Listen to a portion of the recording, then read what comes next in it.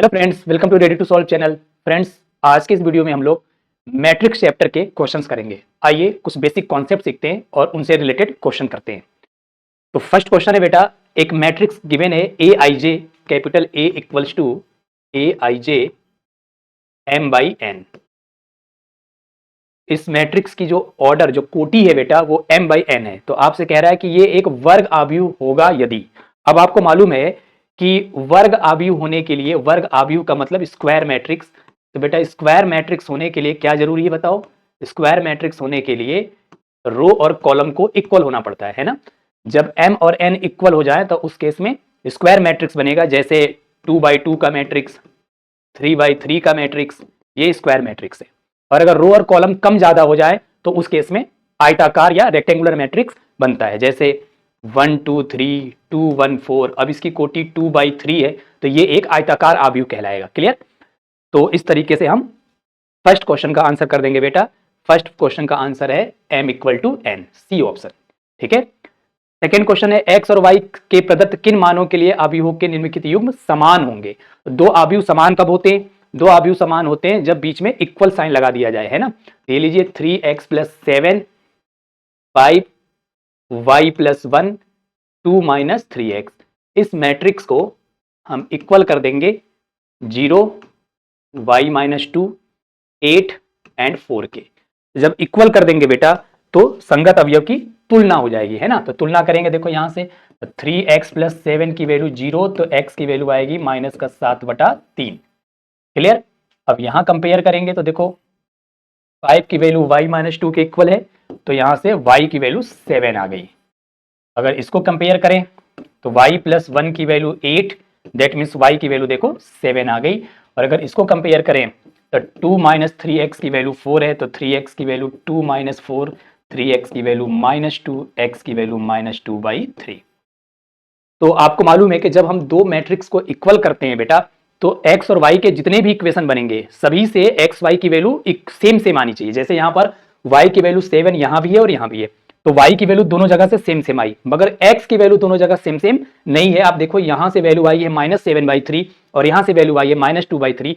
That means कि ये दोनों x की वैल्यू सेम नहीं है। इसका मतलब x के किसी भी मान के लिए ये दोनों मैट्रिक्स कभी इक्वल नहीं हो सकते, क्योंकि इसको इसके इक्वल करने के लिए x की वैल्यू -7/3 रखनी पड़ेगी और इसको इसके इक्वल करने के लिए x की वैल्यू -2/3 रखनी पड़ेगी। तो अगर -2/3 रखोगे तो ये वाला इक्वल नहीं होगा, -7/3 रखोगे तो ये वाला इक्वल नहीं होगा। उस केस में हम बोलेंगे कि ज्ञात करना संभव नहीं है। यानी इस केस में आंसर ऑप्शन बी हो जाएगा कि दोनों आव्यूह को समान करने के लिए x y की ऐसी कोई वैल्यू ज्ञात नहीं करी जा सकती। क्लियर? चलिए नेक्स्ट क्वेश्चन है, कह रहा 3/3 कोटि के ऐसे आव्यूहों की कुल कितनी संख्या होगी जिनकी प्रविष्टि 0 या 1 है? इसका मतलब हमें 0 1 की हेल्प से मैट्रिक्स बनानी है 3/3 की। तो 3/3 की मैट्रिक्स बनाओगे बेटा तो 1 2 3, 3 तो रो हो जाएंगी, है ना, और 1 2 3, 3 ही कॉलम हो जाएंगी, है ना।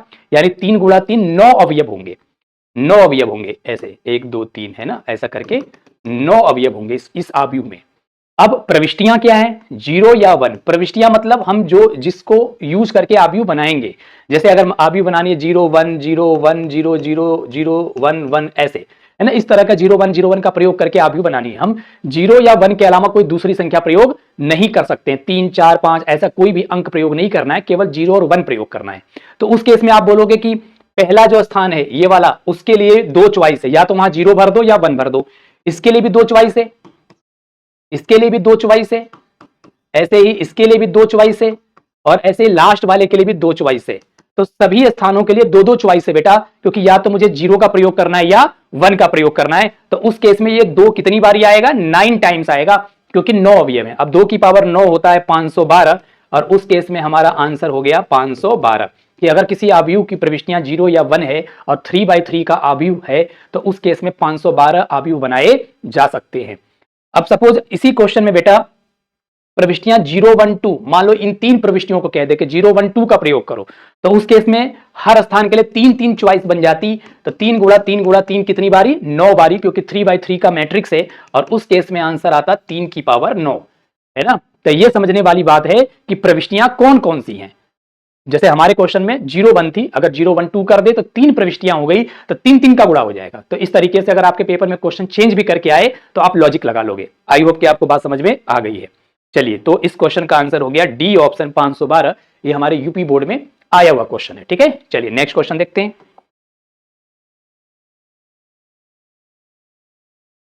ए और बी समान कोटि के सममित आव्यूह हैं, तो ए बी माइनस बी ए होगा। तो सममित के बारे में आपको मालूम है बेटा कि सममित होने के लिए क्या कंडीशन होती है। आपको मालूम है कि यदि ए डैश ए के बराबर आ जाए, है ना, किसी आव्यूह का परिवर्त आव्यूह निकाला जाए और लौट के उसी के इक्वल आ जाए तो उसे हम सममित आव्यूह कहते हैं। तो इस केस में अगर ए डैश ए के बराबर आ गया तो ये सममित होने की पहचान है, और अगर ए डैश माइनस ए के इक्वल आ गया तो आपको याद होगा कि ये विषम सममित होने की पहचान है। क्लियर? तो हमसे सममित पूछा गया है कि हमसे इस क्वेश्चन में ये पूछा गया है कि बताइए कि अगर ए और बी समान कोटि के सममित आव्यूह हैं तो ए बी माइनस बी ए कैसा होगा। तो अगर ए और बी सममित आव्यूह हैं, ए और बी सममित हैं, तो उस केस में ए डैश ए के बराबर है और बी डैश बी के बराबर है। ये दो बातें तो हमें पहले से मालूम हो गई। अब मुझे किसके बारे में बात करनी है? मुझे A B minus B A के बारे में बात करनी है। तो जिसको ज्ञात करना हो उसका डैश निकालते हैं। तो ए बी माइनस बी ए का डैश, अब आपको मालूम है कि ये हो जाएगा ए बी का डैश माइनस बी ए का डैश, और ए बी होल डैश का फॉर्मूला होता है बेटा B dash into A dash, है ना। इधर से चलते हैं, जब इधर से डैश लगाएंगे देखो इस पे, तो क्या बनेगा B dash into A dash, और यहां बनेगा इधर से करेंगे तो ए डैश इंटू बी डैश। अब आपको मालूम है ए डैश ए के बराबर है क्योंकि क्वेश्चन में कह रहा है कि ए एक सममित आव्यूह है, और बी डैश बी के बराबर है। तो बी डैश को बी लिख लिया, ए डैश को ए लिख लिया, यहां ए और बी माइनस कॉमन ले लीजिए तो ये आएगा ए बी माइनस बी ए। इस तरीके से ए बी माइनस बी ए का होल डैश जो है बेटा वो माइनस का A B minus B A के इक्वल आ गया, यानी इसका डैश इसी के माइनस के इक्वल आ गया। और जब ऐसा हो जाए तो ये विषम सममित होने की पहचान है। अभी मैंने आपको बताया कि विषम सममित होने के लिए ए डैश को माइनस ए के बराबर होना पड़ता है। यहां पर हमने ए बी माइनस बी ए का डैश निकाला और वो A B minus B A के ही माइनस के इक्वल आ गया। अगर किसी का डैश किसी का ट्रांसपोज उसी के माइनस के इक्वल आ जाए तो ये विषम सममित होने की पहचान है, और इस केस में इस क्वेश्चन का ए ऑप्शन सही हो जाएगा, विषम सममित आव्यूह। ठीक है, ये हमारे बोर्ड का बहुत ही फेवरेट क्वेश्चन है, आप देख सकते हैं कि ये आता ही रहता है। चलिए क्वेश्चन नंबर 5 करते हैं। क्वेश्चन नंबर 5 कह रहा है बेटा कि a प्लस ए डैश जो है वो i के इक्वल है, तो अल्फा का मान क्या होगा। ठीक है, चलिए, तो बहुत ही आसान क्वेश्चन, बोर्ड में कई बार 2022, 23, 24 में लगातार पूछा गया है। तो बताओ भाई, a जो है cos अल्फा माइनस का साइन अल्फा और cos अल्फा दे रखा है। तो बताओ a डैश कितना होगा, रो को कॉलम कर लो, cos अल्फा माइनस का साइन अल्फा और cos अल्फा। तो अगर मैं a प्लस ए डैश ज्ञात करूं बेटा, तो देखो a है cos अल्फा माइनस का साइन अल्फा cos अल्फा, और a डैश निकालेंगे तो cos alpha sine alpha minus का साइन अल्फा और cos अल्फा। चलिए इसको जोड़ दीजिए, तो cos में cos जोड़ दिया तो 2 cos अल्फा, ये देखो कट के 0 हो गया, ये कट के 0 हो गया, और ये 2 cos अल्फा, और ये किसके इक्वल है बताओ, i के इक्वल है। i का मतलब हो गया 1001। कंपेयर कर दीजिए तो 2 cos अल्फा की वैल्यू 1 आ गई, cos अल्फा की वैल्यू 1/2 आ गई। अब आपको मालूम है cos 60 डिग्री यानी π/3 की वैल्यू 1/2 होती है, तो अल्फा की वैल्यू आ गई π/3, या फिर हम इसी को 60 डिग्री कह देंगे। तो बताओ आंसर है B option π/3। Clear? I hope आपको बात समझ में आ गई होगी। चलिए नेक्स्ट क्वेश्चन है, कह रहा है ए और बी एक दूसरे के व्युत्क्रम होंगे यदि और केवल यदि। तो ए और बी एक दूसरे के व्युत्क्रम होंगे तो उस केस में ए बी को भी आई होना पड़ेगा और बी ए को भी आई होना पड़ेगा, क्योंकि जब एक दूसरे के व्युत्क्रम है तो उनका मल्टीप्लीकेशन, उनका गुणनफल आई के इक्वल होता है ना। ये व्युत्क्रम की परिभाषा होती है। तो ए इंटू बी भी आई होगा और बी इंटू ए भी आई होगा, और इस केस में डी ऑप्शन सही हो जाएगा। ठीक है, चलिए 7th क्वेश्चन कह रहा है बेटा ए दे रखा है तो ए स्क्वायर इक्वल टू आई दे रखा है, तो आपसे कह रहा है बताओ कौन सा ऑप्शन ट्रू होगा। तो ए स्क्वायर इक्वल टू आई है तो आप सिंपली यहां से ए स्क्वायर निकाल लीजिए। ए स्क्वायर निकालने के लिए ए का गुणा ए में कर देंगे। ठीक है, बताइए क्या हो जाएगा, ए इंटू ए, बताइए ए कितना है, alpha beta gamma minus alpha into alpha beta gamma minus alpha. चलिए मल्टीप्लाई करिए row by column, first row first column में मल्टीप्लाई होगा तो alpha square plus beta gamma है ना, फिर फर्स्ट रो सेकेंड कॉलम में मल्टीप्लाई होगा alpha beta minus alpha beta, फिर सेकेंड रो का फर्स्ट कॉलम में करिए गामा का अल्फा में करिए तो अल्फा गामा, फिर माइनस का अल्फा गामा, फिर यहां करो बीटा गामा और minus minus plus alpha square. देखो ये इससे कैंसिल हो जाएगा, ये आ गया alpha square plus beta gamma 0 0 और इसको सीधा करके लिख लो बेटा alpha square plus beta gamma. Question में दे रखा है कि ए स्क्वायर आई के इक्वल है, आई होता है 1001, कंपेयर करिए तो alpha square plus beta gamma की वैल्यू बेटा 1 के इक्वल हो गई।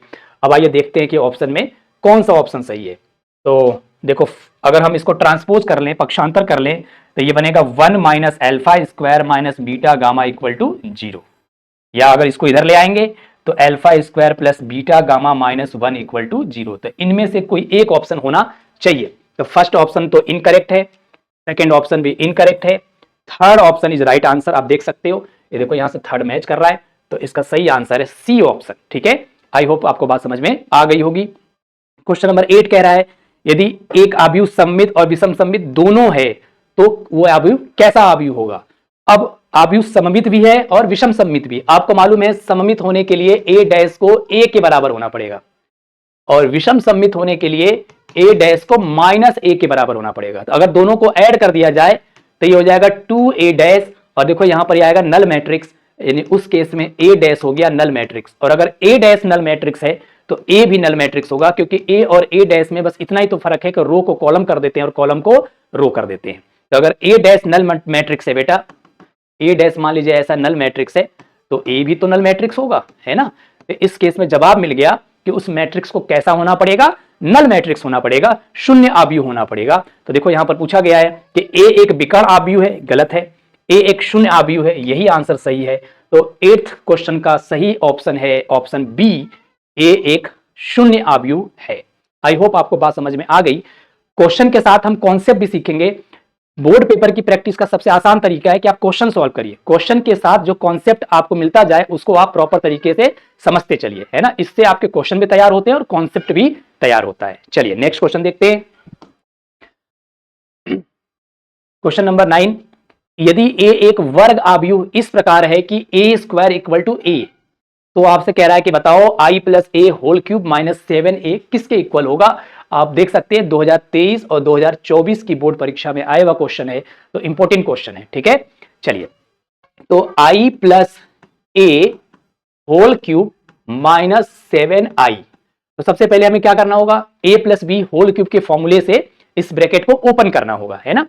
तो आप सभी को मालूम है कि a प्लस बी का होल क्यूब क्या होता है, a का क्यूब प्लस b का cube plus 3ab a plus B bracket में, है ना, यही तो फॉर्मूला होता है बेटा। तो बताओ यहाँ i का क्यूब प्लस a का क्यूब प्लस 3ia ब्रैकेट में i प्लस a माइनस का 7a, i क्यूब i आपको मालूम है i को कितनी बार भी मल्टीप्लाई कर लो लौट के i के इक्वल आएगा। a क्यूब को a स्क्वायर इंटू a लिख लीजिए, क्यों, क्योंकि हमारे क्वेश्चन में गिवन इंफॉर्मेशन है कि a स्क्वायर किसके इक्वल है, बताइए a स्क्वायर है बेटा a के इक्वल। तो उस केस में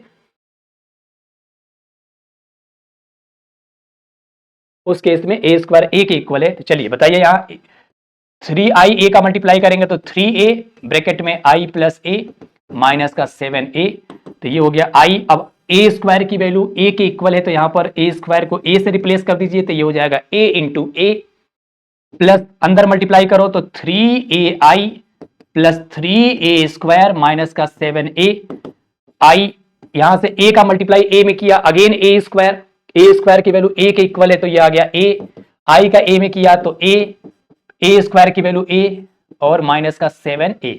तो देखो 3 और 3 6 और 1 7, तो ये 7a से 7a कैंसिल आउट हो जाएगा, वैल्यू आएगी i। तो सही आंसर है सी ऑप्शन i।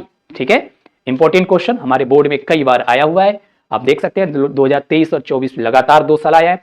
चलिए क्वेश्चन नंबर 10 कह रहा है a और b समान कोटि के आव्यूह हैं, तो a प्लस बी और a माइनस बी किसके इक्वल होगा। ठीक है, तो ये बड़ा इंटरेस्टिंग क्वेश्चन है बेटा। अब आपको मालूम है कि मैट्रिक्स मल्टीप्लीकेशन जो है वो अवयवों का गुणन वितरण नियम का पालन करता है, माने a plus B into A minus B. हमें यहां पर डिस्ट्रीब्यूटिव लॉ वितरण नियम लगाना होगा। तो वितरण नियम लगाएंगे तो क्या बनेगा बताओ। देखो ये बनेगा a plus B into A minus A plus B into B, है ना, ऐसा वितरण हो जाएगा। फिर से अंदर गुणा करेंगे तो a into A plus B into A minus A into B minus B into B. ठीक है, डिस्ट्रीब्यूटिव लॉ वितरण नियम। अब बताओ a इंटू ए किसके इक्वल होता है, ए square plus B A minus का ए बी माइनस का बी स्क्वायर। मैट्रिक्स मल्टीप्लीकेशन में अवयवों के गुणन में आपको मालूम है कि अवयव के गुणन में A B not equal to B A, है ना। In general A B B A के इक्वल नहीं होता है ना, सामान्यतया, है ना। किसी स्पेशल केस में हो भी सकता है, बट इन जनरल अवयवों का गुणन क्रम विनिमय नियम का पालन नहीं करता है, मतलब A B not equal to B A होता है। तो उस केस में आप इसको काट नहीं सकते, है ना। तो चलिए बताइए कौन सा ऑप्शन होगा। तो देखो A square minus B square plus B A minus A B, नहीं, एक plus B A minus A B. ठीक है, तो इस केस में सी ऑप्शन हो गया। बी स्क्वायर को पहले लिख लिया गया है, वो तो आप आगे पीछे लिख सकते हैं। तो इस तरीके से आपने देखा कि इस क्वेश्चन का सही आंसर है ऑप्शन सी। ठीक है, चलिए नेक्स्ट क्वेश्चन है। ए और बी दे रखा है, तो कह रहा है केवल ए बी परिभाषित है, केवल बी ए परिभाषित है ना। इस तरीके से चार ऑप्शन दिए गए हैं। अब आप मुझे बताओ, ए की कोटि है 2/3, बी की कोटि है 3/2। गुणा होने के लिए अगर ए बी को परिभाषित होना है तो इसका कॉलम इसके रो से मैच करना चाहिए, और ये मैच कर रहा है। तो जब मैच कर रहा है 3 से 3 कट जाएगा, जो अवयव बनेगा वो 2/2 का एक अवयव बनेगा। तो ए बी तो परिभाषित है ना, ए बी परिभाषित है। बी ए परिभाषित करने के लिए पहले बी को लिखना पड़ेगा, ये लीजिए 3/2, फिर ए को लिखना पड़ेगा 2/3। देखो 2 से 2 मैच कर जाएगा, तो यहां 3/3 का एक अवयव तैयार हो जाएगा। इसका मतलब ए बी और बी ए दोनों परिभाषित हैं। तो इसका सही आंसर है सी ऑप्शन, ए बी और बी ए दोनों ही परिभाषित हैं। ये इस तरीके से इस क्वेश्चन का आंसर मिल गया। चलिए नेक्स्ट क्वेश्चन करते हैं। क्वेश्चन नंबर 12 कह रहा है, एक मैट्रिक्स गिवन है बेटा 0 0 5 0 5 0 5 0 0। कह रहा है ये कैसा अवयव है। आपको चार ऑप्शन दिए गए हैं। आपको मालूम है कि मैट्रिक्स में इसको हम विकर्ण कहते हैं, इसको हम विकर्ण नहीं कहते हैं। तो यहां पर आप देख सकते हो कि ये 5 5 5 है, तो ये 5 5 नहीं, ये विकर्ण नहीं है, विकर्ण ये वाला होता है। तो अगर ये 5 5 होता तो ये विकर्ण अवयव कहलाता, मगर फिलहाल विकर्ण अवयव देखो 0 5 0 है। इसका मतलब ये हो गया, इसका मतलब ये हो गया कि इस अवयव में, इसका मतलब ये हो गया कि इस अवयव के विकर्ण अवयव शून्य भी है, मतलब ये विकर्ण अवयव नहीं है। क्योंकि विकर्ण अवयव की परिभाषा है कि विकर्ण अवयव नॉन जीरो और शून्य होने चाहिए, और ये वाले को हम इस वाले को विकर्ण कहते हैं। ध्यान रखना, इसको विकर्ण नहीं लिखना है बेटा, कई बार आप कंफ्यूज हो जाते हो। आप ध्यान से देखो, ये वाला विकर्ण नहीं है, ये वाला विकर्ण है, तो इसलिए यह विकर्ण अवयव नहीं है। तो बी ऑप्शन तो गलत है, ये विकर्ण अवयव नहीं है। क्या यह अदिश अवयव है? अदिश अवयव किसे कहते हैं? स्केलर मैट्रिक्स, है ना, स्केलर मैट्रिक्स। और स्केलर मैट्रिक्स वो मैट्रिक्स होता है जिसके विकर्ण अवयव एक समान हो जाएं, जैसे 2 2 2। अब इधर 0 0 भर दीजिए, ये लीजिए। अगर डायगोनल एलिमेंट 2 2 एक समान हो जाए, 2 2 2 3 3 3 -1 -1 -1, तो उस केस में उसको हम अदिश अवयव कहते हैं। मगर यहां तो विकर्ण अवयव शून्य भी हो गया, इस केस में ये अदिश अवयव नहीं है। तत्समक अवयव भी नहीं है, क्योंकि तत्समक तो आइडेंटिटी मैट्रिक्स को कहते हैं, तो ये आइडेंटिटी मैट्रिक्स भी नहीं है। तो ये एक ही ऑप्शन है, ये वर्ग अवयव है। आप देख सकते हैं ये 3/3 का मैट्रिक्स है, तो 3/3 में कोटियां समान हो गई, m और n का मान समान हो गया, और उस केस में ये एक वर्गाकार अवयव है। तो इस क्वेश्चन का सही आंसर है डी ऑप्शन, वर्ग अवयव। बहुत ही इंपॉर्टेंट क्वेश्चन है, ये हमारे कॉम्पिटिशन में भी 1-2 बार पूछा गया है, तो आप ध्यान से करेंगे। चलिए, ए और बी समान कोटि के सममित अवयव हैं, तो A B dash minus B A dash कैसा होगा? तो अभी हमने इसके बारे में थोड़ी देर पहले ही डिस्कशन किया था। अब आपसे कह रहा है कि ए बी दोनों ही सममित अवयव हैं बेटा, तो उस केस में अगर सममित हैं तो ए डैश भी ए के बराबर होगा और बी डैश भी बी के बराबर होगा। मेरे को बात करनी है A B dash minus B A dash के बारे में, तो इसका होल डैश निकालिए, तो ये बनेगा ए बी डैश का dash minus B A dash का डैश। अब इधर से इधर डैश खुलता है, तो क्या खुलेगा बताओ? ये बनेगा बी डैश का डैश इंटू ए डैश, फिर इधर से खोल दो ए डैश का डैश इंटू बी डैश। तो देखो बी डैश का डैश बी हो गया, ए डैश माइनस ए हो गया बी डैश, माइनस कॉमन ले लीजिए, ये बनेगा A B dash minus B A dash. इसका मतलब आपने देखा कि A B dash minus B A dash का होल डैश जो है वो इसी के माइनस के बराबर लौट के आ गया, और इस केस में हम इसको बोलेंगे कि ये एक विषम सममित आव्यूह है। इसका मतलब इसका सही आंसर है ए ऑप्शन, विषम सममित आव्यूह। क्लियर? चलिए नेक्स्ट क्वेश्चन है। नेक्स्ट क्वेश्चन कह रहा है बेटा ए 0 1 1 0 दे रखा है, तो ए स्क्वायर किसके इक्वल होगा?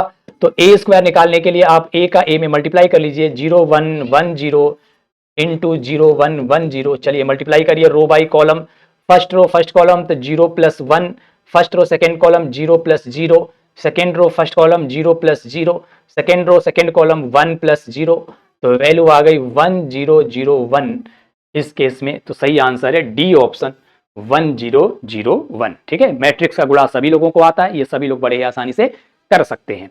क्वेश्चन नंबर 15 कह रहा है बेटा कि यदि आव्यूह ए और बी के कोटियां m बाई n और n बाई p हैं तो ए बी का क्रम क्या होगा, यानी ऑर्डर क्या होगा? तो भाई ए बी का ऑर्डर डिसाइड करने के लिए ए की कोटि है देखो m बाई n, बी की कोटि है n बाई p, n से n को मैच करा दीजिए तो जो रिजल्टेंट कोटि आएगी वो m बाई p हो जाएगी, है ना। तो इस केस में सी आंसर सही हो जाएगा, ए बी की कोटि हो जाएगी m बाई p। ठीक है, चलिए नेक्स्ट क्वेश्चन। ए और बी दे रखा है, तो कह रहा है बताओ बी ए क्या होगा? तो बी ए निकालने के लिए आप बी में ए का मल्टीप्लाई कर देंगे। बताइए बी मैट्रिक्स है 1 0 0 माइनस 1, ए मैट्रिक्स है बेटा 0 1 1 0। चलिए बी में ए का मल्टीप्लाई करिए, मल्टीप्लाई करने के लिए हम रो बाई कॉलम का यूज करेंगे। फर्स्ट रो फर्स्ट कॉलम 1 का मल्टीप्लाई 0 में 0, 0 का 1 में 0, फिर 1 का 1 में 1 प्लस 0, 0 का 0 में 0, 1 का माइनस 1 में 1, फिर 0 और फिर 0। बताइए क्या वैल्यू आ गई? 0 1 माइनस 1 0। तो इस तरीके से 0 1 माइनस 1 0, डी ऑप्शन सही है। तो 2023 में आया हुआ सवाल है। चलिए नेक्स्ट क्वेश्चन है 17। तो मैट्रिक्स दे दिया और दोनों को इक्वल कर दिया, तो कह रहा है बताओ एक्स वाई का मान क्या होगा? आप देख सकते हैं 2023 और 2024 की परीक्षा में आया हुआ सवाल है, मोस्ट इंपॉर्टेंट क्वेश्चन। ऐसे क्वेश्चन को करने के लिए तुलना करनी पड़ती है, तो तुलना करेंगे तो बताइए 2x माइनस वाई की वैल्यू 1 के इक्वल और x प्लस 2y की वैल्यू 3 के इक्वल। और यहां आप देख सकते हो कि 2 से 2 मैच कर गया और 3 से 3 मैच कर गया, तो ये दोनों तो इक्वल ही हैं। अब इनको सॉल्व करने के लिए आप इसमें 2 का गुणा कर दीजिए और दोनों को जोड़ दीजिए, है ना। तो देखो 2y से 2y कट जाएगा, 2 दूनी 4x और यहां से प्लस x, 2 एक कम 2 और 3 5, तो 5x बराबर 5, x की वैल्यू आ गई 1, x की वैल्यू रख दीजिए, तो 2 इंटू 1 माइनस का y बराबर 1, 2 माइनस वाई बराबर 1, 2 माइनस 1 बराबर y की वैल्यू आ गई 1। तो इस तरीके से आपने देखा कि x की वैल्यू भी 1 है और y की वैल्यू भी 1 है, तो सही आंसर है ए ऑप्शन 1,1। ठीक है, चलिए नेक्स्ट क्वेश्चन। समान कोटि के दो वर्ग आव्यूहों ए और बी के लिए उपयुक्त कथन है। अगर ए और बी आव्यूह हैं, वर्ग आव्यूह हैं, तो आपको मालूम है कि ए बी का whole dash B dash into A dash होता है ना, उल्टा चलता है। तो पहला ऑप्शन है ए बी होल डैश बराबर ए डैश बी डैश, गलत है, ये भी गलत है, ये सही है। तो आंसर हो जाएगा 17 का सी ऑप्शन। ठीक है, चलिए अब कुछ इंपॉर्टेंट थ्योरम्स करेंगे जो हमारे बोर्ड में फ्रिक्वेंटली पूछे जाते हैं। फर्स्ट क्वेश्चन है बेटा कि फर्स्ट थ्योरम है, किसी वर्ग आव्यूह का व्युत्क्रम में आव्यूह यदि उसका अस्तित्व है तो अद्वितीय होगा। इसका मतलब ये हमें प्रूफ करना है कि अगर किसी मैट्रिक्स का इनवर्स अस्तित्व में है, माने एग्जिस्ट करता है, क्योंकि आपको मालूम है कि प्रत्येक मैट्रिक्स का इनवर्स नहीं होता है ना। मैट्रिक्स दो प्रकार के होते हैं, व्युत्क्रमणीय और अव्युत्क्रमणीय, माने इन्वर्टिबल और नॉन इन्वर्टिबल। तो कुछ के इनवर्स निकल सकते हैं और कुछ के नहीं निकल सकते हैं। तो जिनके इनवर्स निकल सकते हैं उनके इनवर्स अद्वितीय होते हैं, माने दुनिया में किसी भी मैट्रिक्स का एक ही इनवर्स होगा। एक ही इनवर्स होगा मतलब चाहे मैं उसका इनवर्स मैं निकालूं, चाहे आप निकालो, चाहे कोई भारतीय निकाले, ऑस्ट्रेलिया का निकाले, न्यूजीलैंड का निकाले, सबका आंसर सेम आएगा, यानी यूनिक होता है। एक मैट्रिक्स का एक ही इनवर्स होगा, यानी अगर किसी मैट्रिक्स का इनवर्स निकाला जाए तो 10 आदमी निकालेंगे, 10 का सेम आंसर आएगा, इसका मतलब वो यूनिक है। अगर सबके अलग अलग आंसर आते तो हम कहते हैं ये यूनिक नहीं है। तो ये थ्योरम है, हमें प्रूफ करके दिखानी पड़ेगी कि दिखाइए कि अगर किसी आव्यूह का व्युत्क्रम है तो वो इनवर्स है। अब आप कैसे प्रूफ करोगे कि अद्वितीय है इनवर्स? अगर इनवर्स है तो वो अद्वितीय है। तो जब भी हमें मैथमेटिक्स में किसी को यूनिक या अद्वितीय प्रूफ करना होता है बेटा, तो मैं मानूंगा कि माना ए के दो व्युत्क्रम है ना। अद्वितीय प्रूफ करने के लिए आप पहले दो अलग अलग मान लो, फिर लास्ट में ये दिखा दो कि ये दो अलग अलग नहीं बल्कि सेम है। जैसे मान लीजिए हमने मान लिया कि ए के दो इनवर्स हैं, बी और सी। ऐसे मान लीजिए कि माना किसी वर्गाकार आव्यूह के दो व्युत्क्रम, किसी वर्गाकार आव्यूह ए है ना, किसी वर्गाकार आव्यूह ए के दो व्युत्क्रम बी तथा सी हैं। मान लीजिए, मान लिया कि हमने किसी वर्गाकार आव्यूह के दो व्युत्क्रम है, एक बी और एक सी, ठीक है। अब अगर बी और सी व्युत्क्रम है बेटा, तो व्युत्क्रम की परिभाषा लगा दो। व्युत्क्रम की परिभाषा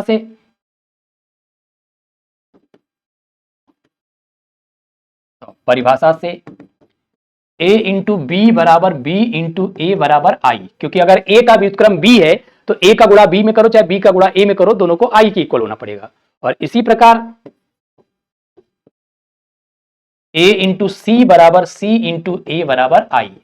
क्यों? क्योंकि आपने a के दो व्युत्क्रम माने हैं, एक b और एक c। तो अगर c भी a का व्युत्क्रम है तो ac और ca दोनों ही किसके इक्वल होंगे? i के। हम इसको समीकरण 1 और इसको समीकरण 2 लिख सकते हैं इस तरीके से। अब मान लीजिए हम b को, क्या हम b को b इंटू आई लिख सकते हैं? क्यों? क्योंकि i का मल्टीप्लीकेशन करने पर वही लौट के आएगा। तो अगर b में i का गुणा करेंगे तो b ही आएगा, है ना। अब इस i को मैं अगर यहां से देखूं, समीकरण 2 का चलो प्रयोग करता हूं। देखो इस i की जगह मैं ac या फिर ca लिख सकता हूं, बोलो हाँ या ना। तो मान लीजिए इस b इंटू आई को मैंने ac लिख लिया। ये लीजिए, i को मैंने लिख लिया ac। कहां से लिखा मैंने? समीकरण 2 से। ये लीजिए। तो अब मुझे बताइए, यहां पर अगर मैं साहचर्य नियम लगाऊं तो इसको मैं लिख सकता हूं b इंटू ए इंटू सी। आपको मालूम है कि a इंटू बी इंटू सी बराबर a इंटू बी सी हो जाए तो इसे हम साहचर्य नियम या एसोसिएटिव लॉ कहते हैं। अब मुझे बताओ b इंटू ए किसके इक्वल है? i के। तो ये लिखिए i इंटू सी। कहां से आया? समीकरण 1 से। और ये कहां से आया? तो ये आया साहचर्य नियम, है ना। आपने एसोसिएटिव रूल को फॉलो किया है, तो जो नियम लगाएंगे उसको ऐसा आगे मेंशन करेंगे बेटा, ठीक है। अब i इंटू सी किसके बराबर? c के। अब आप देख सकते हो कि b c के बराबर आ गया। तो देखो हमने दो व्युत्क्रम माने थे, एक b और एक c, और लास्ट में हमने तर्कों के द्वारा सिद्ध करके दिखा दिया कि भैया b तो c के बराबर है। अब अगर b c के बराबर है तो दोनों सेम सेम हो गए। तो बताओ दो अलग अलग इनवर्स संभव है या एक ही इनवर्स संभव है? तो आप कहोगे कि चूंकि b बराबर तो c हो गया, इसका मतलब एक ही इनवर्स है, उसी को चाहे b कह लो चाहे c कह लो। तो इस तरीके से हमने प्रूफ कर लिया कि किसी वर्गाकार आव्यूह के केवल एक ही व्युत्क्रम संभव है ना, दो व्युत्क्रम संभव नहीं है। हमारे बोर्ड का ये फेवरेट क्वेश्चन है, आता ही आता है। चलिए नेक्स्ट देखते हैं। अगेन बेटा इंपॉर्टेंट थ्योरम, बोर्ड का इंपॉर्टेंट थ्योरम। ये देखिए 2022 और 23 की परीक्षा में आया भी है। कह रहा है कि a और b समान कोटि के व्युत्क्रमणीय आव्यूह हैं, तो दिखाइए कि ए बी का whole inverse b inverse into A inverse के इक्वल होगा। आइए, बड़ा इंपॉर्टेंट प्रूफ है। अब आपको मालूम है कि जो व्युत्क्रम की परिभाषा है, व्युत्क्रम की परिभाषा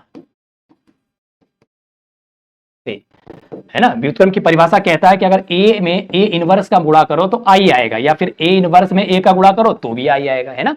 किसी मैट्रिक्स में उसके इनवर्स का गुणा करके i आता है, ये व्युत्क्रम की परिभाषा है। तो अगर मैं ab में ab होल इनवर्स का गुणा करूं तो ये किसके इक्वल आएगा बताओ? i के, ठीक है। ये व्युत्क्रम की परिभाषा है। अब हम दोनों पक्षों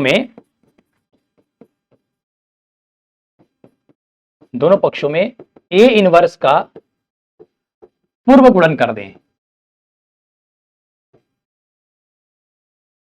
तो बताओ क्या आएगा? a inverse into A B का होल इनवर्स, और ये हो जाएगा a इनवर्स इंटू आई।